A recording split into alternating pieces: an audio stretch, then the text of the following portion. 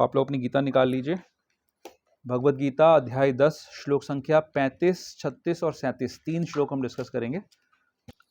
बृहत्साम तथा सामनाम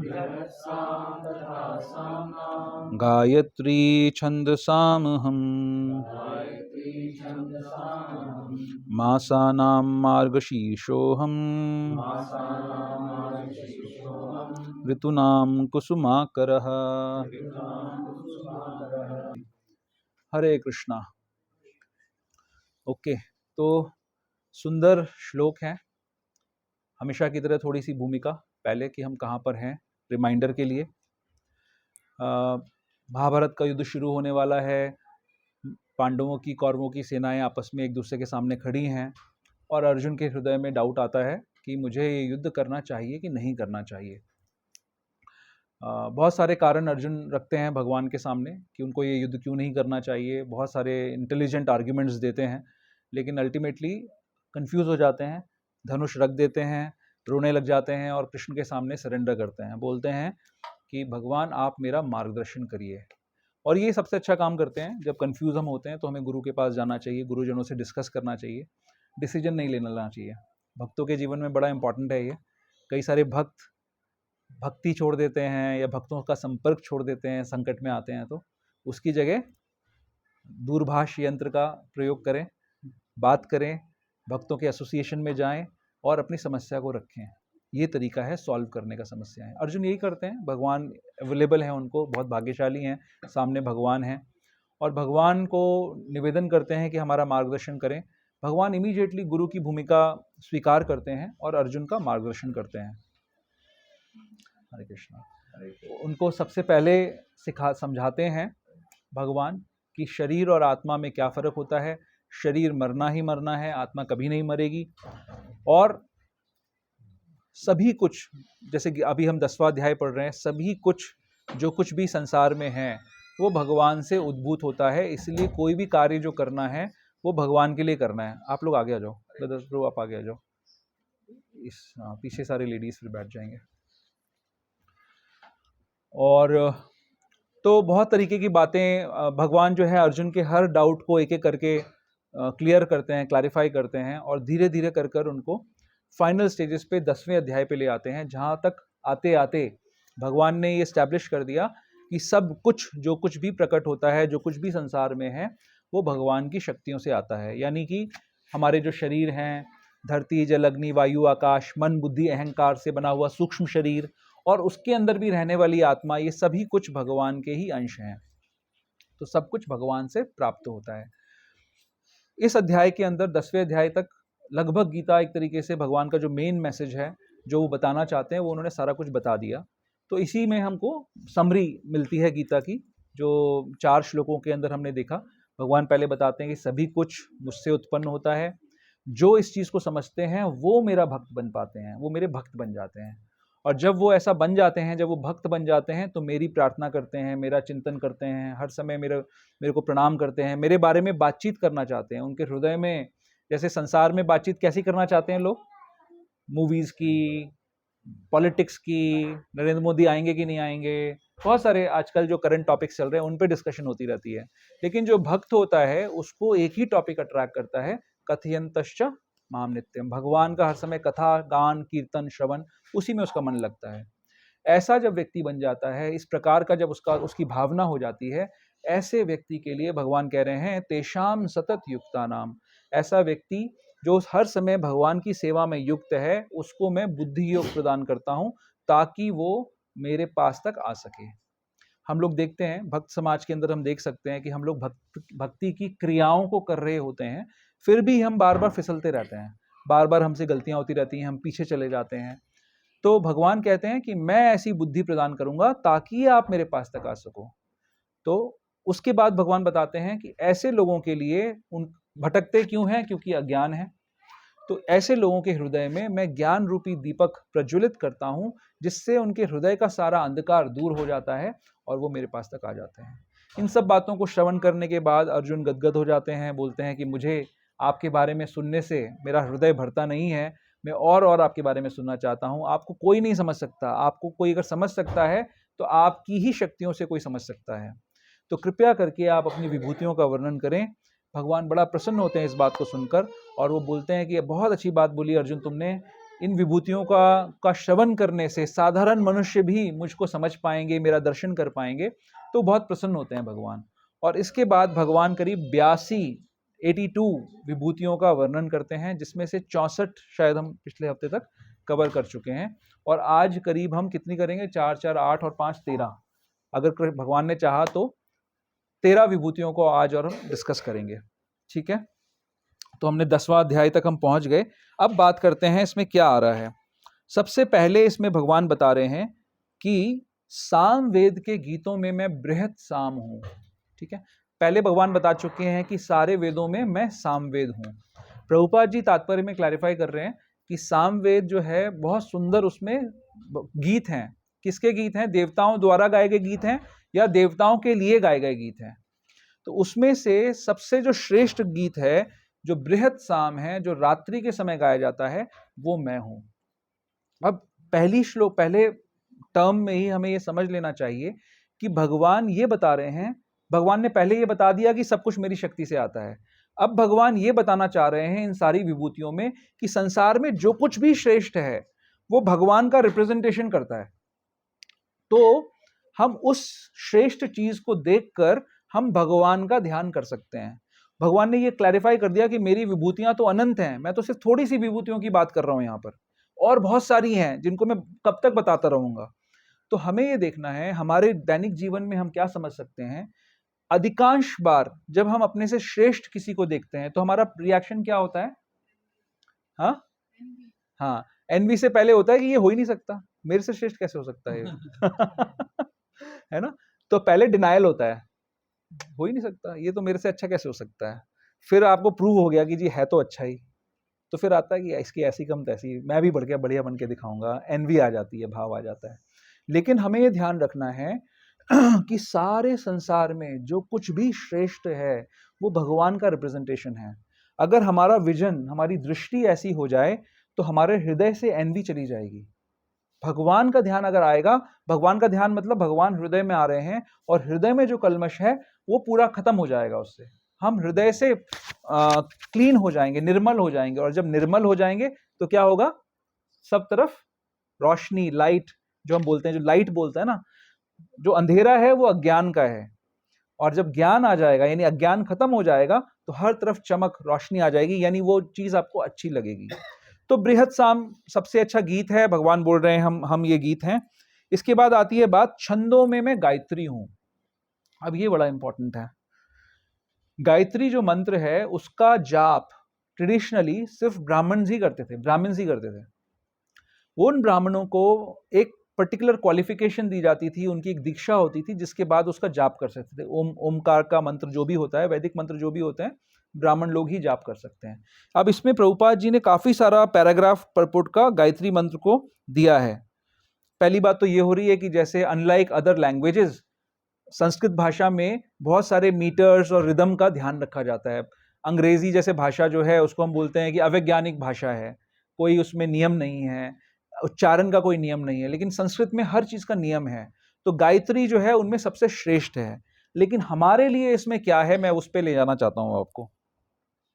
इसमें दिया है, प्रभुपाद कह रहे हैं, ऐसे नियमित काव्य में गायत्री मंत्र जिसका जप केवल सुपात्र ब्राह्मणों द्वारा ही होता है, सबसे अधिक महत्वपूर्ण है।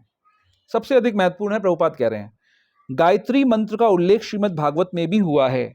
चूंकि गायत्री मंत्र विशेषतया ईश्वर साक्षात्कार के ही निमित्त है, इसलिए यह परमेश्वर का स्वरूप है। यह मंत्र आध्यात्म में उन्नत लोगों के लिए है।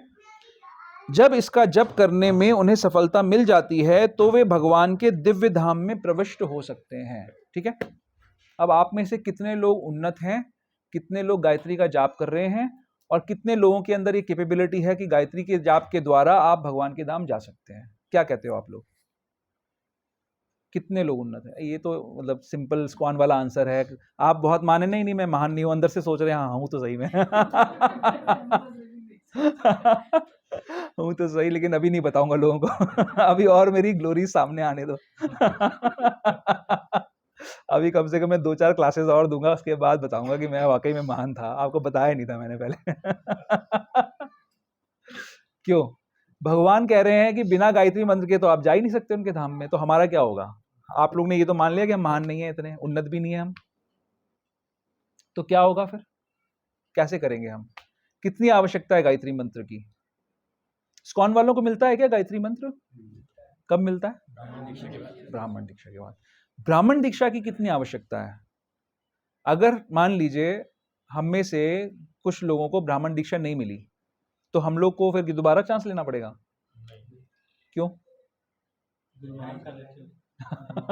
नहीं, मैं पूछ रहा हूं अभी तो आप लोगों से, आपकी क्या अंडरस्टैंडिंग है?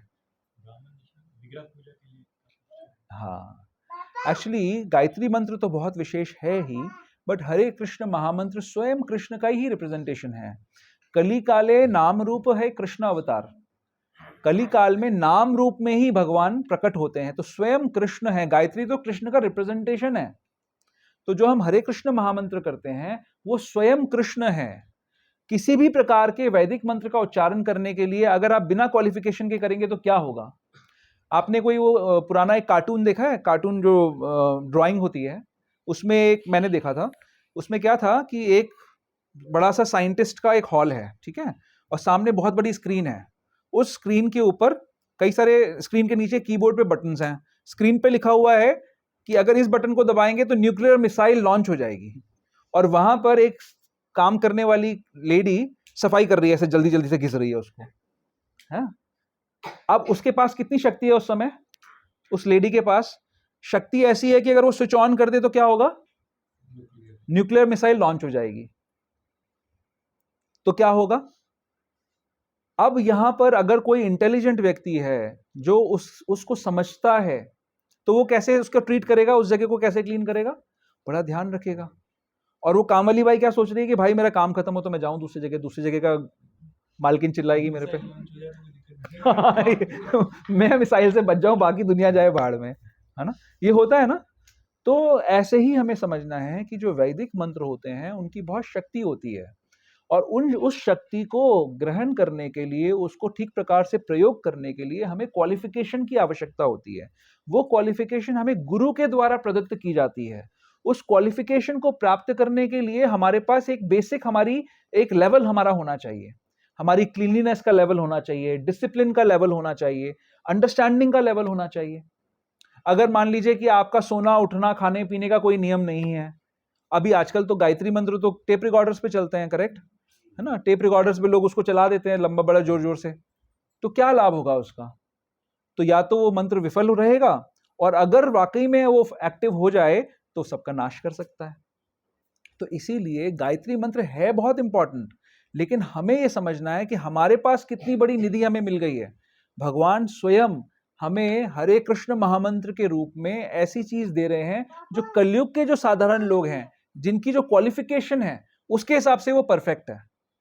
अब कई सारे लोग अटैच्ड होते हैं कि नहीं हमें तो जी गायत्री मंत्र हमने तो बचपन, जैसे पहले जमाने में बचपन में लोगों को सिखाया जाता था। आई थिंक आहूजा प्रभु बता रहे थे मेरे को कि उनके बचपन में भी उनको यही सिखाया गया था, तो वो तो हरे कृष्ण महामंत्र अडॉप्ट कर लिया उन्होंने।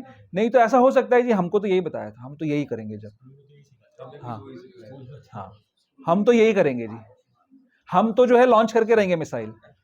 हम क्वालिफिकेशन नहीं चेंज करेंगे। स्कूल वाले ये नहीं सिखाएंगे कि आपको उसके लिए क्या क्वालिफिकेशंस चाहिए।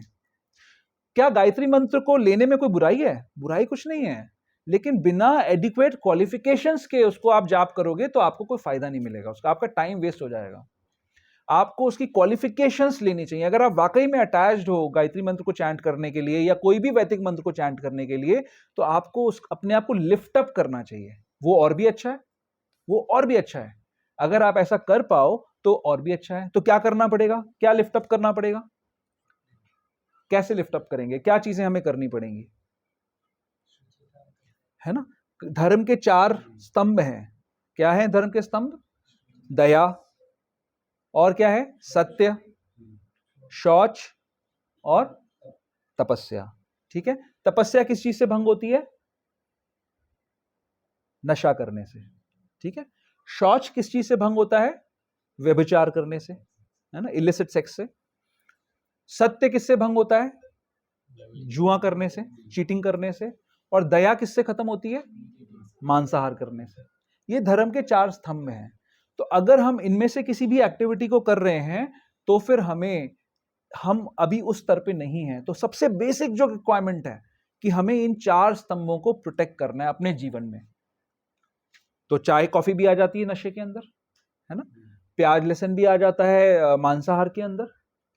जुआ तो चलो ठीक है, जुआ तो शायद ज्यादातर लोग नहीं खेलते होंगे, व्यभिचार भी ज्यादातर लोग नहीं करते हैं, बट ये 4 स्तंभ हैं। लेकिन ये सब काम करने वाले हमें मिल जाते हैं रेस्टोरेंट्स के बाहर।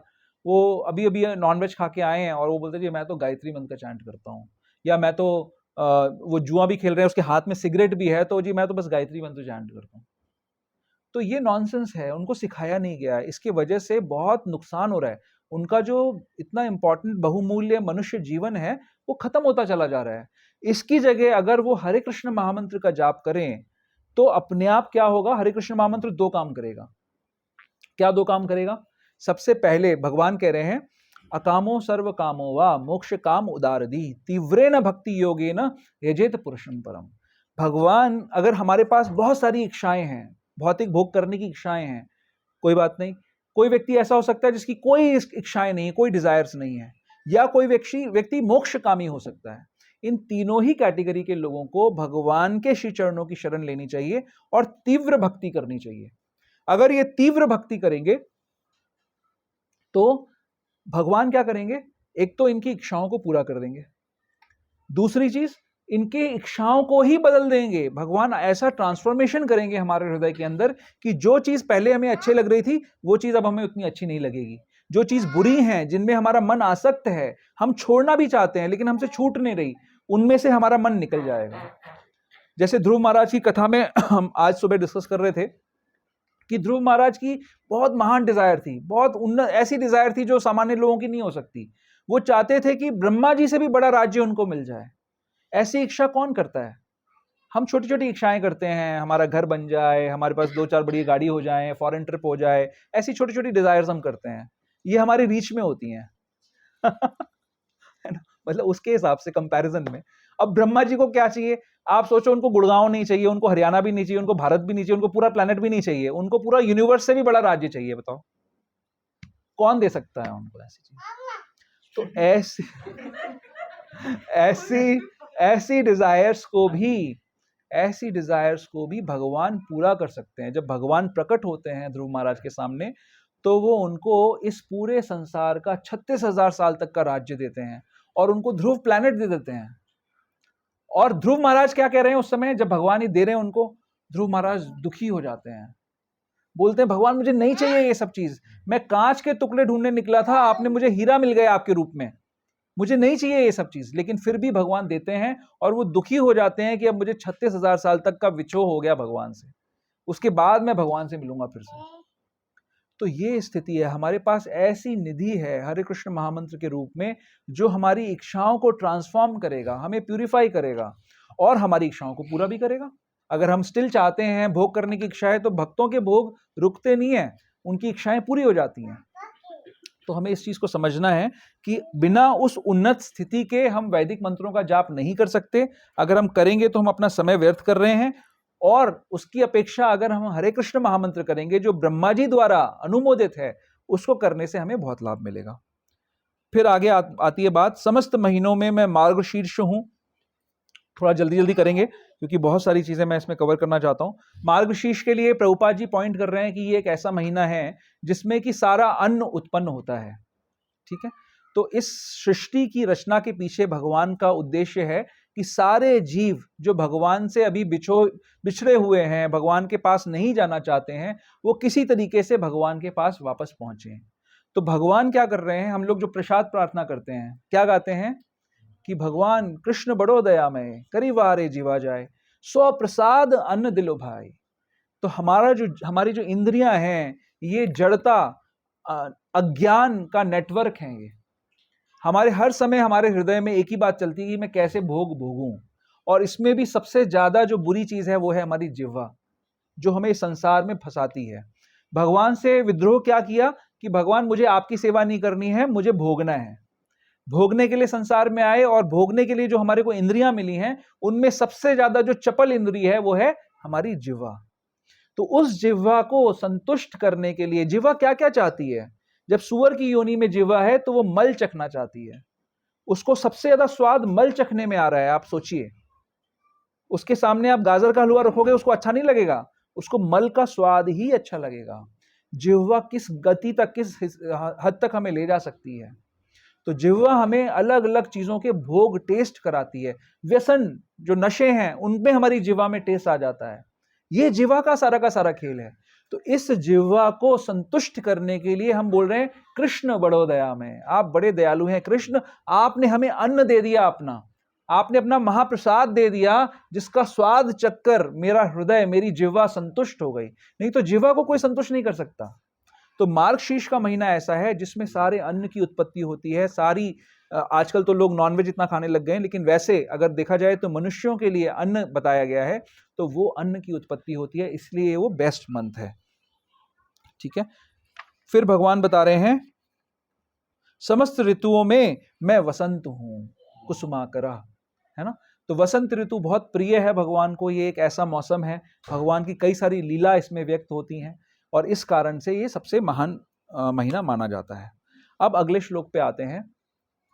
अगले श्लोक के अंदर भगवान कह रहे हैं द्यूतम छलेतामस्मि। तो ये जो जितनी भी क्वालिटीज इसमें बताई जा रही हैं, जैसे छलने की बात, तेजस्वियों का तेज, जो जीतने वाले हैं उनकी जीत, व्यवसायों वालों की व्यवसाय, और जो स्ट्रांग लोग हैं उनकी स्ट्रेंथ, ये 5 चीजें बताई गई हैं। तो ये जो क्वालिटीज हैं ये उस पर्टिकुलर ग्रुप ऑफ पीपल के लिए एप्लीकेबल हैं। मैं इसको समझाने का प्रयास करता हूं। जैसे कई सारे लोग छलियां हैं, कई सारी चीजें हमें छलती हैं, छल करती हैं हमारे साथ में। उन सभी छलने वालों में, जो छल करते हैं, उन सभी छल करने वालों में जुआ सबसे बड़ा छली है। जुआ एक ऐसा व्यसन है, ऐसी चीज है जो हमारा सब कुछ हमसे छीन सकता है। अगर क्या हुआ पांडवों के साथ में, क्या कर रहे थे पांडव? जुआ खेल रहे थे ना। तो जुए की लत ऐसी होती है। आप सोचिए कि हमारे शास्त्रों में ये जो इतने महान उदाहरण दिए गए हैं, ये क्यों दिए गए हैं? ये इसलिए दिए गए हैं क्योंकि जो साधारण मनुष्य है उसके जीवन में भी ऐसी ऐसी परिस्थितियां आती हैं, और उन परिस्थितियों में उसको शिक्षा देने के लिए कि तुम क्या चीज हो, तुम तो बहुत छोटे हो। कितने महान महान लोग भी इन व्यसनों से नहीं बच पाए। युधिष्ठिर महाराज का उदाहरण क्यों दिया गया कि युधिष्ठिर जो धर्मराज हैं, धर्म के राजा हैं, स्वयं धर्म हैं, वो युधिष्ठिर महाराज जब उनको जुए के लिए बिठाल दिया गया, जब उनको ललकारा गया कि आपको जुआ खेलना है, और क्षत्रिय धर्म के चक्कर में आकर धर्म को पूरा तरीके से ना समझकर वो गलती कर बैठते हैं और जुआ खेलने के लिए राजी हो जाते हैं, तो वो युधिष्ठिर महाराज हर बाजी के बाद ये सोच रहे हैं कि अब मैं जीत जाऊंगा। क्या सोच रहे हैं? अब मैं जीत जाऊंगा, एक आखिरी बाजी मेरी जो अगर सही लग गई तो मुझे सब कुछ मिल जाएगा जो मुझे चाहिए। हमारी भी ऐसी ही परपिचुअल होप है कि हम जीत जाएंगे, और हम कई बार ऐसी गैम्बलिंग करते हैं, हम कई बार ऐसा जुआ खेलते हैं।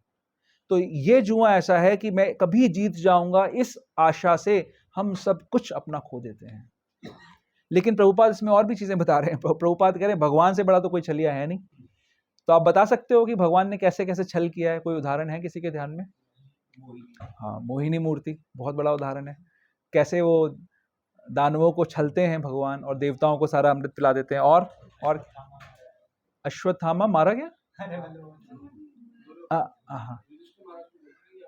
हाँ, अश्वत्थामा मारा गया। अच्छा, वैसे हाथी मारा गया, ठीक है, एब्सोल्युटली। हाँ, दुर्योधन को वो कवर उसकी जंघा को कवर करवा देते हैं भगवान। तो भगवान जो है ना, वो अभक्तों को भी चीट करते हैं और भक्तों को भी चीट करते हैं। भक्तों के साथ चीटिंग जो करते हैं वो बड़ी गजब की होती है। है ना। तो भक्तों को भी करते हैं और अभक्तों को भी करते हैं। तो जो ये सोचता है, अब जैसे भगवान के पास वो पहुंच गया दुर्योधन कि मुझे भगवान की सेना चाहिए, और अर्जुन भी पहुंच गए। तो दुर्योधन तो ये सोच रहा था कि मैं चीट कर रहा हूं, मैं इतनी बड़ी सेना लेके आ रहा हूं भगवान की। लेकिन चीट कौन हुआ अल्टीमेटली? तो जब अभक्त भगवान को चीट करते हैं तो कौन चीट होता है? तो भगवान चीट कर देते हैं भक्तों को, बहुत जबरदस्त, वो अभक्तों को चीट कर देते हैं। और भक्तों के आप कुछ उदाहरण बताओ कि भक्तों को। हाँ तो भगवान की बड़ी सुंदर सुंदर लीलाएं हैं जिसके अंदर भगवान अपनी लीलाओं के माध्यम से अपने भक्तों के साथ भी छल करते हैं। जैसे जयद्रथ के समय भी करते हैं। हाँ जयद्रथ के समय भी करते हैं। हाँ जयद्रथ के समय भी करते हैं, है ना। और क्या है, और सोचो। ये दो लोगों को ही पता है क्या सिर्फ भगवान की लीला? हाँ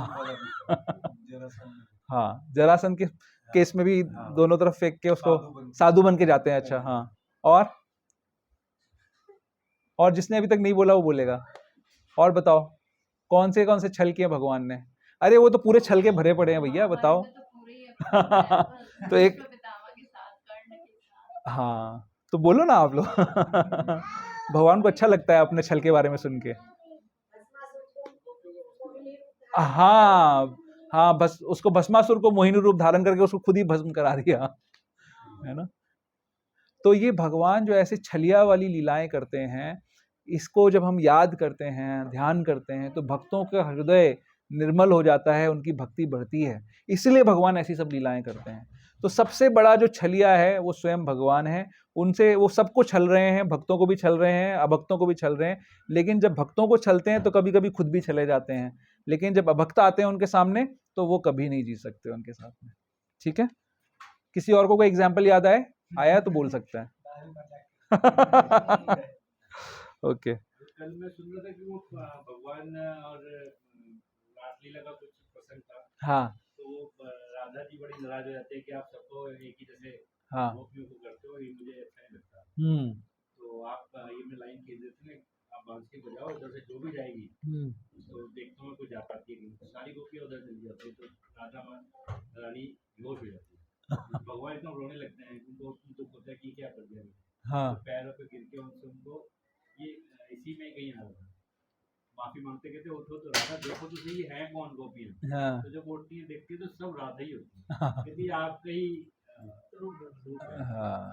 इसलिए आप नाराज मत हो।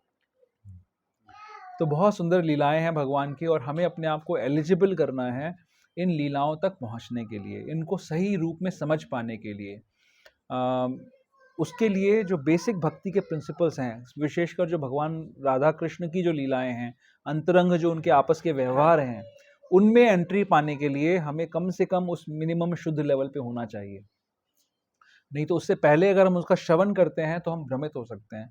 भगवान की लीलाओं को हम वैसा समझ सकते हैं जैसे साधारण एक युवक और युवतियों की प्रेम लीला जैसे चलती है।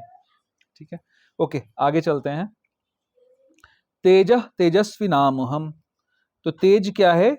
जो सबसे ज्यादा हमारा तेज हमारे अंदर जो प्रकट होता है वो क्या है?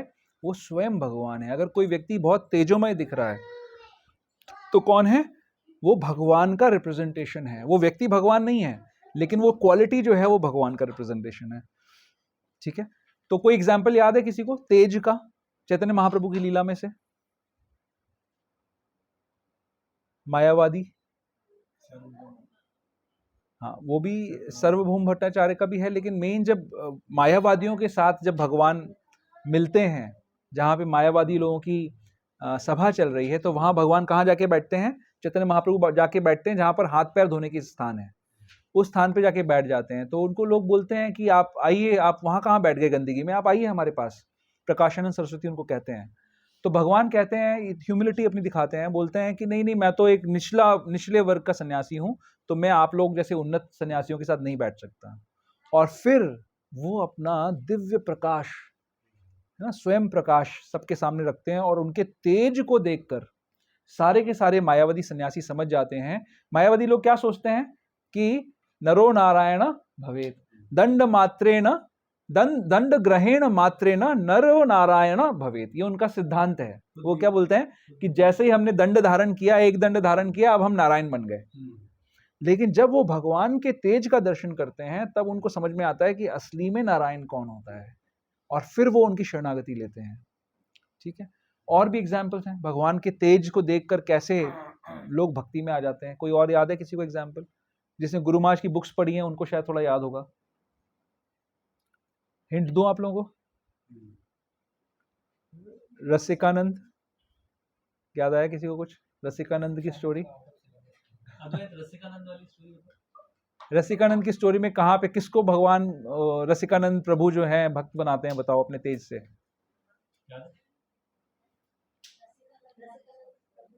किसी को याद है? हाथी को, हाँ, गोपाल दास का नामकरण करते हैं। एक हाथी था जो बहुत गुस्से से उनके ऊपर छोड़ा गया। जब एक रसिकानंद प्रभु एक पर्टिकुलर गांव में गए प्रचार करने के लिए, तो वहां पे शायद कोई मुगल वो था जिसने उस हाथी को उनकी तरफ छोड़ दिया। तो वो जब वो पागलों की तरह वो हाथी भागा, तो सारे मार्केट में जिस जगह पे चल रहे थे सब तरफ भाग दौड़ मच गई, सब अपनी जान बचा के भागने लग गए। तो रसिकानंद प्रभु जो हैं वो स्वयं अनिरुद्ध का अवतार माने जाते हैं, ठीक है, तो भगवत तत्व हैं वो। तो उनका तेज देखकर वो जब हाथी, वो चलते रहे हाथी की तरफ और हाथी उनकी तरफ दौड़ते हुए आता गया और ठीक उनके पास सामने पहुंचकर उनको वो दंडवत प्रणाम करता है। और फिर वो रसिकानंद प्रभु उस हाथी को भी दीक्षा देते हैं, उसको गोपाल दास नाम से दीक्षा देते हैं और वो फिर भक्त बन जाता है वो हाथी और भक्तों की सेवा में लग जाता है। तो इस प्रकार से कहीं पे भी कोई तेज का अगर हमें दर्शन हो रहा है तो वो तेज भगवान ही हमारे अंदर भर रहे हैं। वो तेज क्या होता है, कैसा तेज होता है वो तेज अगर अभी किसी के अंदर नहीं है तो क्यों नहीं है वो तेज? क्योंकि अज्ञान है, अनर्थ है, मैल है हृदय के अंदर पाप कर्मों का। और जैसे जैसे वो साफ होगा तो जो जीव की जो स्वाभाविक स्थिति है वो तेजोमय ही है, तो वो तेज प्रकाश सामने आने लगेगा। जितना क्लीन हम हो जाएंगे उतना ही वो अंदर से रिफ्लेक्ट करेगा, और जितना ही हम अपने अंदर कचरा भरते रहेंगे, बुराई निंदा स्तुति ये सब करते रहेंगे, हम दबते रहेंगे उस कचरे के अंदर। ठीक है, क्या? हाँ हाँ जब जाते हैं न्यूयॉर्क में, हाँ हाँ हाँ, गोल्डन पार्क में। हाँ, तो he was sitting alone, then some foreign devotees started entering that room. हाँ And then one of the devotees said, इतना तेज में चेहरा मैंने इस उम्र में पहले कभी। हाँ, ये तो प्रभु बहुत लोगों का रियलाइजेशन है श्री प्रभुपाद को लेकर कि he was very old at that point in time. हाँ, एक सेकंड ना। हाँ, तो श्री प्रभुपाद को कई सारे भक्त, प्रभुपाद के रिमेम्बरेंसेस है ना, तो जिसमें कई सारे प्रभुपाद के शिष्य अपने उनके साथ के एक्सपीरियंसेस शेयर करते हैं। तो उसमें कई सारे लोग ऐसा रिवील करते हैं कि हमको प्रभुपाद को जब हमने देखा तो हमें ऐसा प्रतीत हुआ कि सिर्फ प्रभुपाद हमसे बात कर रहे हैं और वो एक महान कोई दूसरे युग के पुरुष हैं जो हमारे को सही सत्य ज्ञान बता रहे हैं। तो ऐसा प्रभुपाद के अंदर भी तेज, बट ये तेज कहाँ से आता है? ये स्वयं भगवान से आता है। इसमें एक इंपॉर्टेंट बात है, अगेन आप में से कई सारे लोग प्रीचिंग कर रहे हो, राइट? तो श्रील प्रभुपाद ने 1969 में 31 अक्टूबर 1969 में सत्स्वरूप दास गोस्वामी को एक लेटर लिखा था। उसमें वो लिखते हैं कि जिस प्रकार से जैसे पहले गर्भाधान संस्कार होता था ना, तो जैसे अगर गर्भाधान संस्कार विफल हो जाए यानी स्त्री गर्भवती ना हो तो उसमें पुरुष की कमी है क्योंकि उसके अंदर वीकनेस है। इसी प्रकार से जो पोटेंट प्रीचर्स हैं, अगर वो ठीक प्रकार से अपनी साधना को कर रहे हैं, अगर वो ठीक प्रकार से श्रवण कीर्तन कर रहे हैं, तो उनके वाणी के प्रभाव से लोगों के अंदर भक्ति आएगी। यानी इसके विपरीत क्या हुआ कि अगर हम अपनी साधना को ठीक से नहीं कर रहे हैं तो हमारी वाणी का प्रभाव नहीं पड़ेगा लोगों के ऊपर। तो हमें इस कारण से भी अपनी साधना को इंप्रूव करना चाहिए कि कुछ लोग मेरे पास आ रहे हैं शरण लेने के लिए या मेरे पास आ रहे हैं मेरे से कुछ सीखने के लिए, तो उनके कल्याण के लिए भी ये भी हमारे लिए मोटिवेटर होना चाहिए कि हमें अपने स्टैंडर्ड्स को लिफ्ट अप करना है, बढ़ाना है। तो आप पाएंगे कि आपकी पोटेंसी बढ़ रही है। तो ये बहुत इंपॉर्टेंट इंस्ट्रक्शन है प्रभुपाद का, सत्स्वरूप दास गोस्वामी का। तो उसमें वो यही बात बोल रहे हैं कि ऐसा नहीं है कि उसमें प्रीचर की गलती नहीं है। प्रीचर का भी रोल है जब वो चीज़ों को, सिद्धांतों को समझा रहा है। जैसे टीचर है, जो भी टीचर साधारण स्कूल के अंदर भी जो टीचर है, अगर वो के स्टूडेंट्स अच्छा नहीं परफॉर्म कर रहे हैं तो टीचर की भी गलती है उसके अंदर।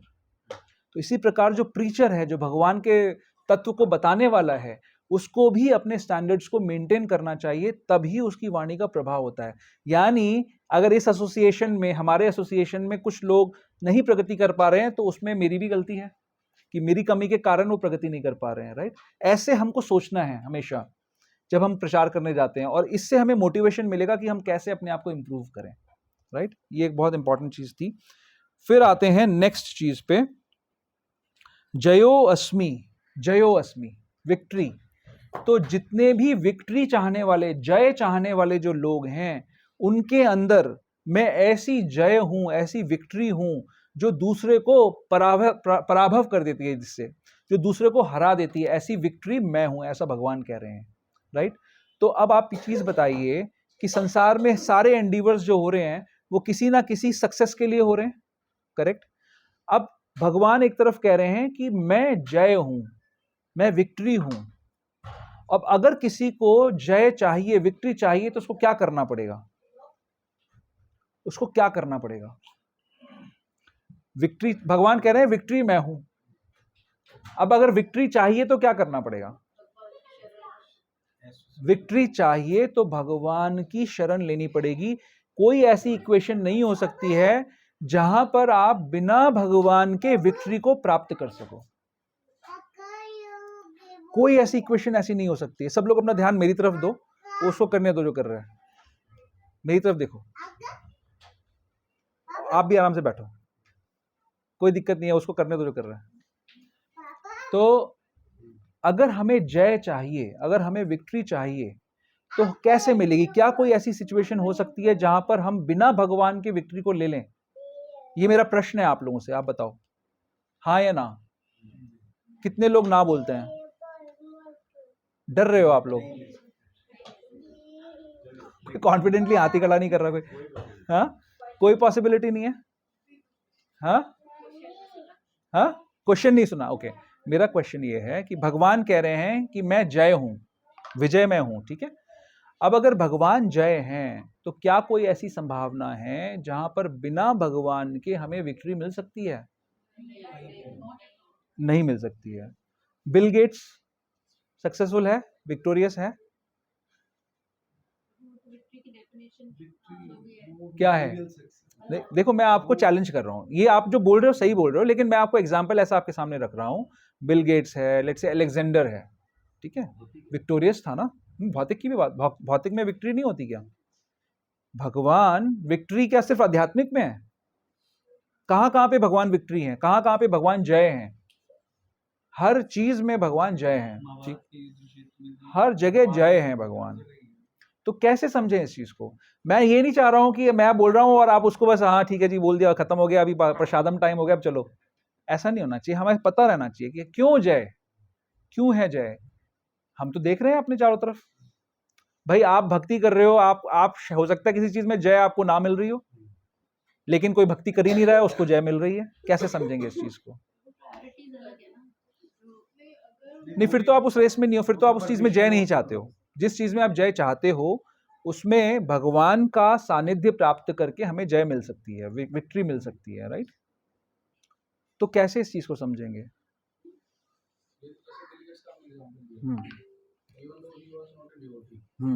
He is not a devotee. And he still is successful, right? हाँ। In his field. कुछ पुण्य पिछले जन्मों के कर्मों के हिसाब से भगवान सैंक्शन करते हैं कि इसको इतना एफर्ट मारे तो उसको he deserve that much of success, even if it look at materially.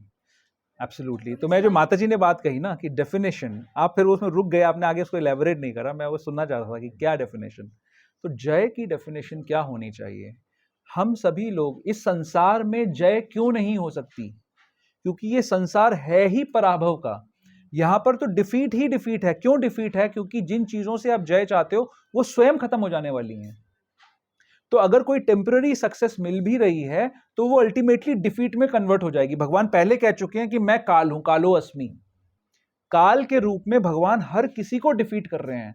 तो इरिस्पेक्टिव ऑफ कि वो बोले बिल गेट्स हो या वो जो बाइडेन हो या कोई भी हो, जो भगवान को नहीं मान रहा अगर, और अगर आज की डेट में वो सक्सेसफुल दिख भी रहा है, तो काल के रूप में आकर भगवान उसको डिफीट कर देंगे। हाँ, भक्ता नहीं, भक्तों की सेवा कर रहे हैं कि नहीं कर रहे हैं? कर रहे हैं।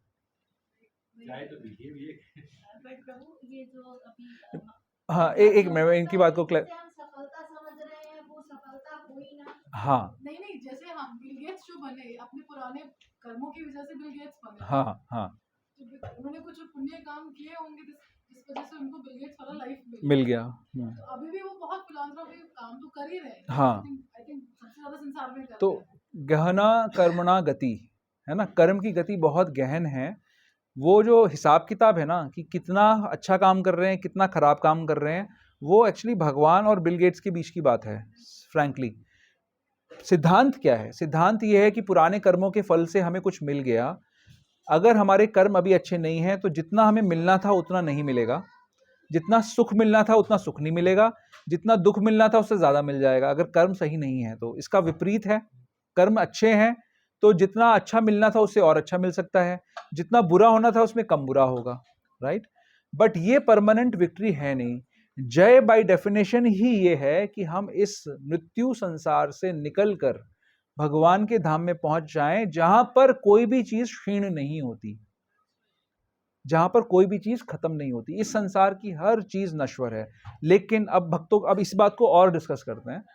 भक्त हैं, ठीक है, भक्त लोग भगवान की सेवा कर रहे हैं। कैसे कर रहे हैं? मान लीजिए घर है, गाड़ी है, हम इन चीजों को भगवान की सेवा में लगा रहे हैं। ये चीजें भी नश्वर हैं, लेकिन क्योंकि ये चीजें भगवान की सेवा में लग रही हैं, ये जय हो जाएगा। भगवान अपनी स्पिरिचुअल एनर्जी को ही मटेरियल एनर्जी बना सकते हैं, भौतिक शक्ति को ही आध्यात्मिक शक्ति बना सकते हैं। इस चीज को समझना है हमें।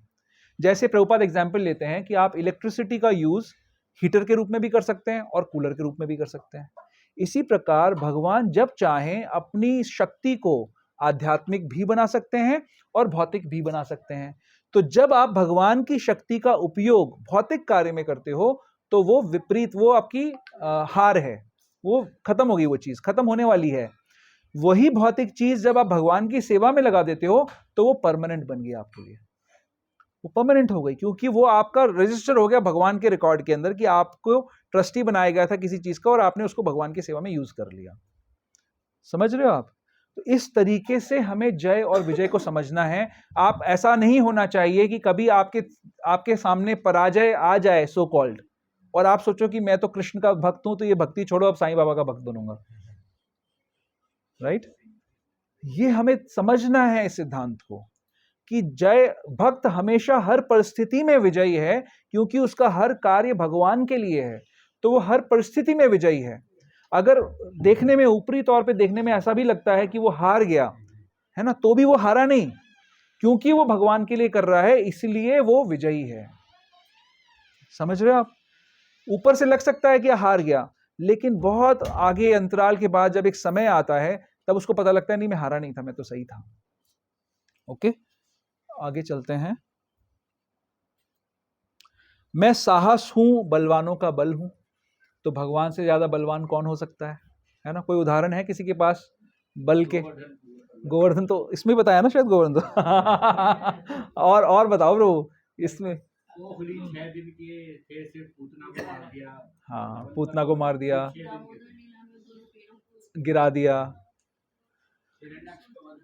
हिरण्याक्ष का वध कर दिया था, और क्या? अरिष्टासुर, हाँ अरिष्टासुर को मारा, ठीक है। और जैसे फिजिकल स्ट्रेंथ में अगर हम देखें तो भगवान ने किसके साथ फिजिकल युद्ध किया है, उसके कोई एग्जाम्पल? हाँ, चाणूर और मुष्टिक दोनों के साथ में मल्ल युद्ध किया था। एक और युद्ध किया था, किसको याद? हाँ, जामवंत जी के साथ युद्ध किया था। 21 दिन तक, आई थिंक 21 दिन तक चला था। तो 21 दिन तक जामवंत कब के हैं? त्रेता युग के, है ना। त्रेता युग की जो शक्ति है, त्रेता युग के व्यक्ति की जो शक्ति है, उससे द्वापर युग का व्यक्ति, साधारण व्यक्ति युद्ध नहीं कर सकता, है ना। तो 21 दिन तक जब जामवंत के साथ में युद्ध किया और भगवान तो थके नहीं, वो थक गया, तब उसको समझ में आया कि ये स्वयं मेरे प्रभु राम ही हैं जो आए, नहीं तो मुझे तो कोई हरा ही नहीं सकता।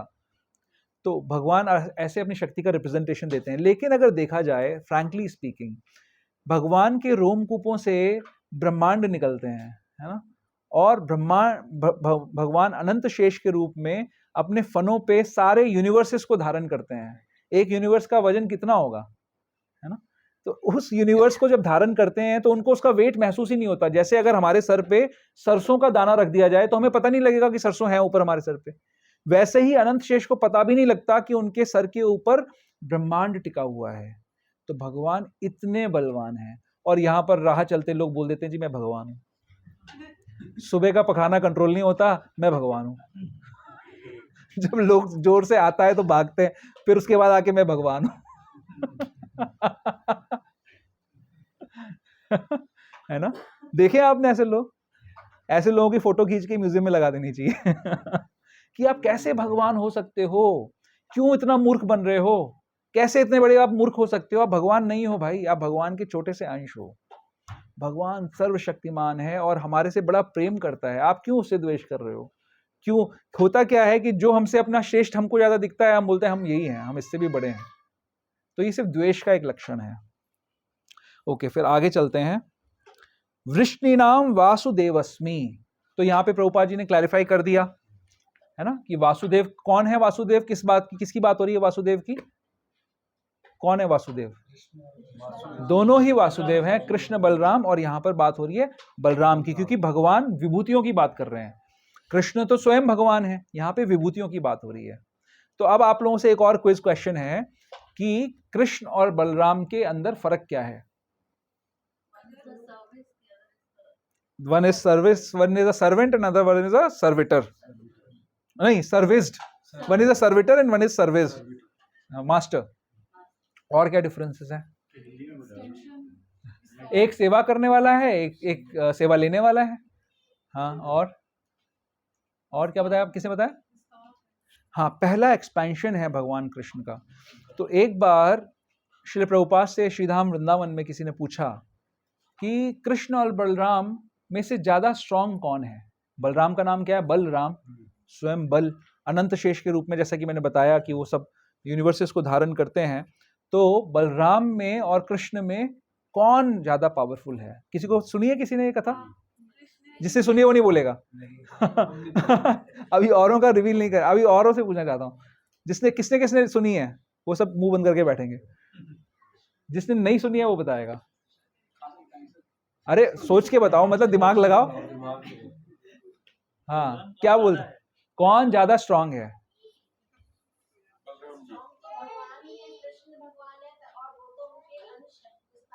हाँ,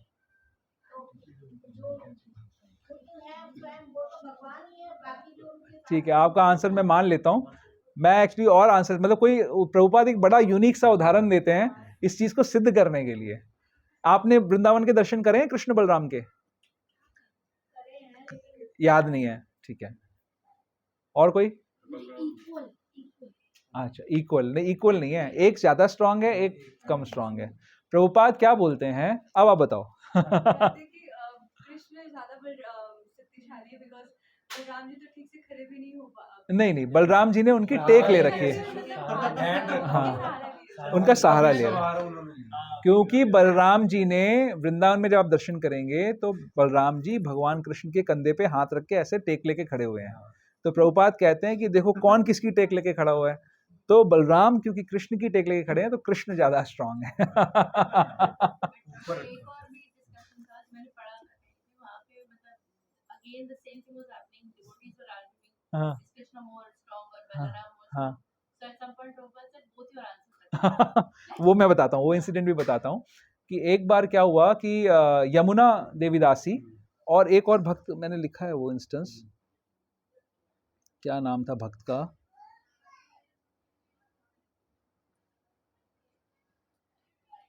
लीला में घुस के देख के फिर अच्छा, वो तो कुछ और होगी कहानी, मैंने शायद इसमें नोट नहीं किया है। तो उसमें भी ऐसा होता है कि दोनों लोग जो बताते हैं उसमें प्रभुपाद फिर दोनों को बोल देते हैं कि ठीक है, क्योंकि ये ट्रांसेंडेंटल सब्जेक्ट मैटर है। बट बलराम जी की और क्या चीज़ें हमको समझनी चाहिए और हमारे को अपने लाइफ में हमें समझना है कि कैसे बलराम जी सर्व करते हैं। बलराम जी की एक यूनिक पोटेंसी ये है कि वो हर रस में भगवान को सर्व करते हैं। जैसे हम भगवान के साथ में 5 रसों में अपना संबंध स्थापित कर सकते हैं, शांत रस में, दास्य रस में, साख्य रस में, वात्सल्य में और माधुर्य में, राइट। तो शांत रस में कैसे? ऑल द पैराफर्नेलिया, जो आप अपने मंदिर में घंटी बजाते हो, शंख बजाते हो, भगवान का आचमन का पात्र है, थाली है, मृदंग है, करताल है, ये सब बलराम जी का एक्सपेंशन है। और इनकी हमें वैसे ही रिस्पेक्ट करनी चाहिए जैसे हम बलराम जी की रिस्पेक्ट करेंगे। तो जैसे ये करताल जमीन पे नहीं फेंकनी चाहिए, बुक्स को, किताबों को जमीन पे नहीं रखना चाहिए, भगवान की कोई चीज़ ज़मीन पे गिर जाए तो हमें क्षमा मांगनी चाहिए। तो शांत रस में भगवान बलराम जी अपना विस्तार करके भगवान को सर्व करते हैं। और बताइए, चलिए एक और बहुत इंपॉर्टेंट बात है, दास्य रस में कैसे करते हैं, कौन बताएगा? लक्ष्मण जी के रूप में करते हैं, लक्ष्मण जी के रूप में करते हैं। और हनुमान जी तो भगवान नहीं है ना, स्वयं भगवान नहीं है ना, शेषनाग के रूप में करते हैं। और स्वयं बलराम जी भी भगवान कृष्ण के चरण दबाते हैं कई बार, है ना, बड़े होके भी उनके चरण दबाते हैं कई बार कृष्ण के, ठीक है। और साख्य रस में, वो तो सिंपल है, साख्य रस में वो तो भाई हैं दोनों आपस में, तो भाइयों के रूप में साख्य रस में तो वो लोग का बहुत सारी लीला होती रहती है। फिर वात्सल्य रस में बड़े भाई के रूप में, बड़े भाई के रूप में कृष्ण को प्रोटेक्ट करते हैं। यशोदा मैया जब उनको भेजती हैं तो हमेशा बलराम जी को प्रोटेक्शन के लिए भेजते हैं कि आप साथ में रहिए, इनका ध्यान रखिए, ठीक है। और माधुर्य रस में तो राधा रानी की जो बहन है अनंग मंजरी, उस रूप में बलराम जी माधुर्य रस में भी स्वयं कृष्ण की सेवा करते हैं। तो इस प्रकार से वो हर रस में जाकर अपना विस्तार करते हैं और भगवान की सेवा करते हैं। तो अब एक प्रश्न है मेरा आप सबसे कि भगवान को हमारे जो आदि गुरु कहा जाता है, गुरु तत्व जो जहां से शुरू होता है, वो कौन है? बलराम जी। क्यों है वो ऐसे, क्यों कहा जाता है ऐसा? हाँ, क्या बोला, बोलिए। क्योंकि बलराम जी हर किसी को भगवान की सेवा में लगाते हैं और खुद स्वयं उदाहरण रखते हैं, लीड करते हैं हर किसी को सेवा में। इसीलिए बलराम जी आदि गुरु हैं और जितने भी गुरु हैं वो सारे के सारे भगवान का रिप्रेजेंटेशन कर रहे हैं। तो बलराम जी की ये विशेषता है कि हर जीव को वो भगवान की सेवा में लगाते हैं। तो जो लोग भी बलराम जी का रिप्रेजेंटेशन कर रहे हैं, कौन कौन से लोग कर रहे हैं भगवान जी का रिप्रेजेंटेशन? गुरु महाराज, श्रील प्रभुपाद और जितने भी गुरु हैं, और नित्यानंद प्रभु, और थोड़ा धरती पे आ जाओ आप लोग। और कौन है? क्या ये राधिका माता जो बच्चों को क्लास देती हैं रिप्रेजेंटेशन कर रही हैं? अश्मित प्रभु जो यंगस्टर्स का क्लास दे रहे हैं, टीनेजर्स का, वो कर रहे हैं? हाँ, चारुमुखी माता जी, रामप्रिया, मनीष प्रभु, कृष्ण गोपाल प्रभु, पीयूष प्रभु, अंकुर प्रभु, ये सारे जो प्रचार कर रहे हैं, ये किसका रिप्रेजेंटेशन? गदाधर प्रभु, किसका रिप्रेजेंटेशन कर रहे हैं ये लोग? बलराम जी का रिप्रेजेंटेशन कर रहे हैं। अब आप में से कितने लोग अपने फॉलोअर्स को सेवा में लगा रहे हो, ये बताओ। हाँ, तो कैसे आप बलराम जी का रिप्रेजेंटेशन कर रहे हो? हाँ, क्या? वेरी नाइस ब्रो, आप सही भक्त हो। तो हाँ, नहीं, यही है, जब तक आप क्यों सेवा में लगा रहे हैं बलराम जी? बलराम जी के पास शक्ति की कमी है? बलराम है वो तो ना, सारी शक्ति उनके पास है, फिर वो क्यों सेवा में लगा रहे हैं सबको? सबके प्यूरिफिकेशन के लिए वो सबको सेवा में लगा रहे हैं। तो अगर आप लोग ये सोच रहे हो कि आपके मुखारविंद से निकली हुई सुंदर सुमधुर वाणी को सुनकर लोग भक्त बन जाएंगे, तो मैं तो बना नहीं पाया पिछले 20 सालों के अंदर लोगों में। लेकिन अगर आपने लोगों को सेवा में लगा दिया, उस सेवा को, भगवान की सेवा को कर कर जो उनका प्यूरिफिकेशन होगा, उससे लोग भक्त बन जाएंगे।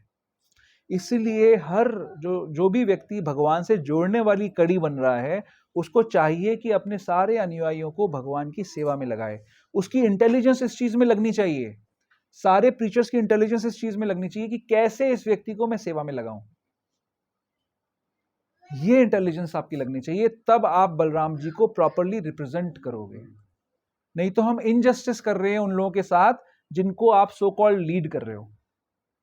तो हमें इंटेलिजेंटली हर किसी को सेवा में लगाना है, और कोई एज का बार नहीं है, कोई वेल्थ का बार नहीं है, कोई इंटेलिजेंस का बार नहीं, किसी चीज की कोई रुकावट नहीं है। कोई भी व्यक्ति वैसे किसी भी स्थिति में हो, अगर आप उसको सेवा में लगाओगे तो आप पाओगे कि उसकी प्रगति हो गई, अपने आप ही आपको अचंभा होगा। और सेवा में नहीं लगाओगे, आप कितना भी माथा फोड़ते रहो, उसके अंदर कुछ परिवर्तन नहीं आने वाला है। अब इसका दूसरा भाग क्या है? हमें यह सोचना है कि क्या हम स्वयं सेवा कर रहे हैं ठीक प्रकार से? अगर हम अपनी प्रगति करना चाहते हैं, अगर हम बलराम जी को प्रसन्न करना चाहते हैं, आदि गुरु को प्रसन्न करना चाहते हैं, तो क्या हम सेवा कर रहे हैं ठीक प्रकार से? क्या हमारे अंदर सेवा करने का उत्साह है? क्योंकि अगर दूसरे लोग जिनको आप सेवा में लगाओगे, अगर वो सेवा से शुद्ध हो रहे हैं, तो क्या हम सेवा से शुद्ध नहीं होंगे? हम भी सेवा से ही शुद्ध होंगे। बिना सेवा किए, बिना भगवान की सेवा किए हम में से कोई शुद्ध नहीं हो सकता।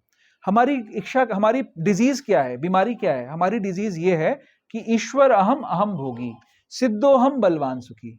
मैं ईश्वर हूं, मैं संसार का सबसे बड़ा भोक्ता हूं, मैं परफेक्ट हूं, सिद्ध हूं मैं, और मैं बलवान भी हूं, स्ट्रांग हूं, और मैं बहुत सुखी हूं अपनी स्थिति में। तो मेरी इस स्थिति को कोई डिस्टर्ब ना करे।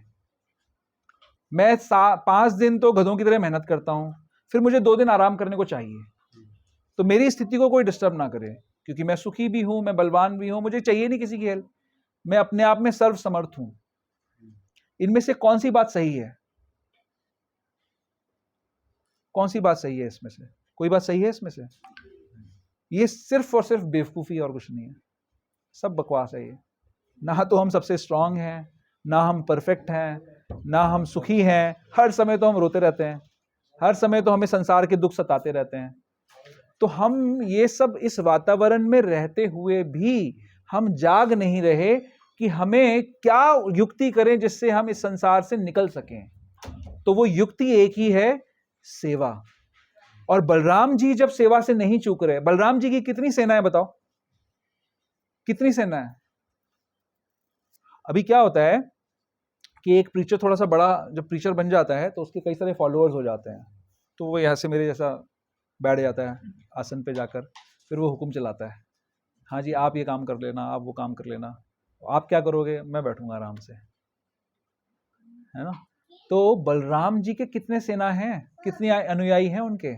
उसके बाद भी वो स्वयं अपना विस्तार करके 5 रसों के अंदर, ये भी नहीं कि भाई मैं तो, जैसे हमारे यहाँ कोई लोग बोल सकते हैं कि प्रभु जी देखो मैंने तो लेक्चर भी दे दिया और मैं बुक डिस्ट्रीब्यूशन भी कर लिया, अब मेरी आप जान लोगे क्या? ऐसा बोल सकते हैं ना? बोल कोई नहीं रहा है मुझे ऐसा अभी तक, लेकिन मैं एक बात बोल रहा हूं कि ऐसा बोल सकते हैं। तो आप बच्चों की जान लोगे क्या? मेरी पत्नी घर से निकाल देगी, पत्नी वाले ये बोलेंगे, बहाना मारेंगे। करते खुद नहीं है, वो खुद नहीं करते हैं, लेकिन नाम पत्नी का लगाते हैं, है कि नहीं? सारी जो जितनी भी हैं तो प्रभु बलराम जी से हमें भगवान कह रहे हैं, वृष्णियों में मैं वासुदेव हूं, मैं बलराम हूं। तो बलराम जी से हमें यही सीखना है कि उनके सारे के सारे शिष्य जो हैं उन्हीं के शिष्य हैं, क्योंकि वो आदि गुरु हैं, गुरु तत्व हैं वो। तो उन गुरु के अंदर क्या कैपेबिलिटी है सेवा करने की? प्रभुपाद जी को आप देख लीजिए, प्रभुपाद जी 69 ईयर्स की उम्र में यूएसए गए। उस उम्र में बहुत मुश्किल होता है, हमें अभी से कुछ ना कुछ होने लगा है, 45 40 50 साल की उम्र में कुछ कुछ प्रॉब्लम्स होने लग जाती हैं, तो हमारे से हिला डुला नहीं जा रहा ज्यादा। प्रभुपाद जी भक्तों के लिए प्रसाद बना रहे हैं, फिर वो प्रसाद पाके चले जाते हैं, तो बर्तन भी मांज रहे हैं, फिर प्रचार भी करने जा रहे हैं, कीर्तन भी कर रहे हैं, और उनको ये भी नहीं पता कि जब वो यूएसए पहुंचेंगे तो वहां पर कोई उनका ध्यान रखेगा कि नहीं रखेगा, वो जीते रहेंगे कि मर जाएंगे। कितनी बड़ी चीज है वो। तो वो ट्रू रिप्रेजेंटेटिव हैं बलराम जी के, ट्रू रिप्रेजेंटेटिव हैं। तो उन्हीं से हमें ये शिक्षा लेनी है कि हम, प्रभुपाद जी क्यों कर रहे थे ये सब कुछ? एक दृष्टि से वो हम सबके ऊपर कृपा कर रहे थे, पर एक दृष्टि से वो अपना ही जो उनका काम है वो कर रहे थे। उन्होंने अच्छा उदाहरण हमारे सामने रखा, उन्होंने एहसान करके नहीं करा किसी के ऊपर, उन्होंने कहा कि ये मेरी ड्यूटी है, मुझे करना है ऐसा। लेकिन हम लोगों की दृष्टि, हम इतने नीचे गिरे पड़े हैं अभी कि हमें लग रहा है कि उन्होंने बहुत महान एक काम किया जो कि हम कभी नहीं कर पाएंगे। जबकि हमें क्या सोचना चाहिए कि प्रभुपाद जी के आदर्श को पालन करके हमें भी उस स्तर पे पहुंचने का प्रयास करना चाहिए, अपनी अपनी कैपेसिटी के अनुसार हमें वो काम करना चाहिए। तो ये बहुत आवश्यक है कि हम गुरु तत्व को समझें। इसमें ये लिखा कि वृष्णियों में मैं बलराम हूं, सिर्फ इतना करने से कुछ नहीं होगा।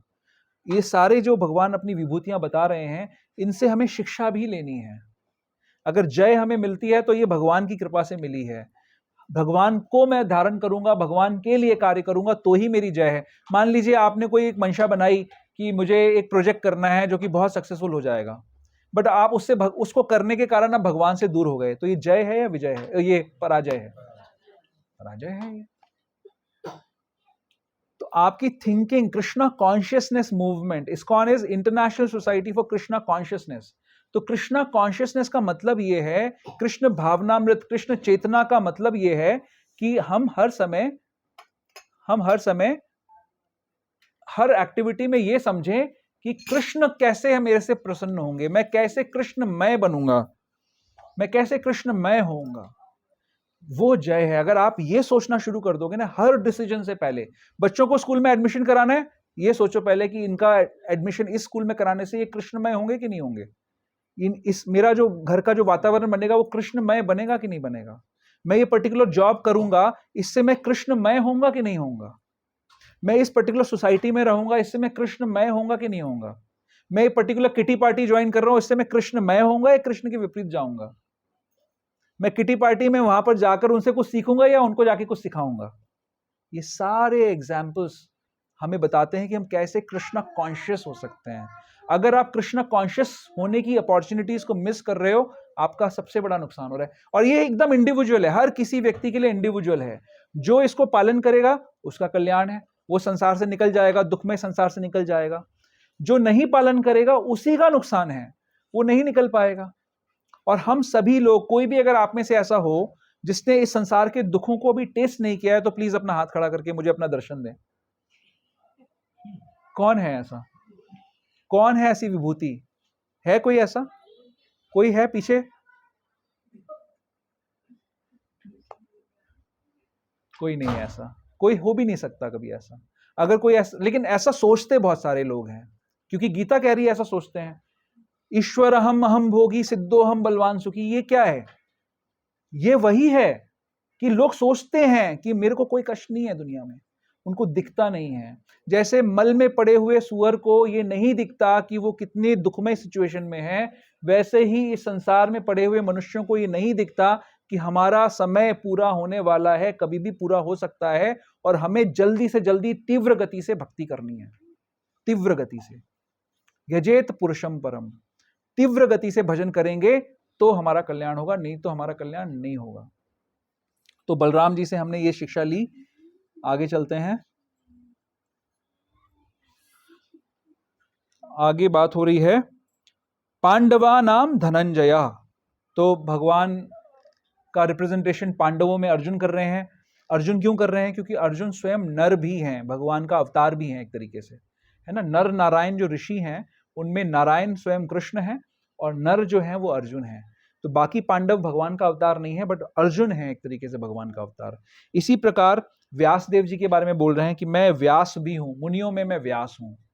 तो व्यास देव जी की तो बहुत कृपा है, उन्होंने हर लेवल के व्यक्ति को उठाने के लिए अपनी किताबों में रास्ता दिया है, हर लेवल के व्यक्ति के लिए, भले वो कितना ही निकृष्ट स्तर पे क्यों ना हो, भले वो मांस भक्षण क्यों ना करता हो, जुआ क्यों ना खेलता हो, व्यभिचार क्यों ना करता हो, हर चीज का रास्ता व्यासदेव जी ने दिया है कि कैसे उस व्यक्ति को प्यूरिफाई करके धीरे धीरे ऊपर उठाया जा सकता है।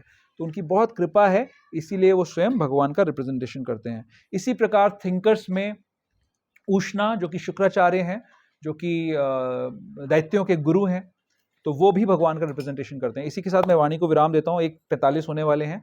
अगर किसी का कोई प्रश्न है, कोई डाउट है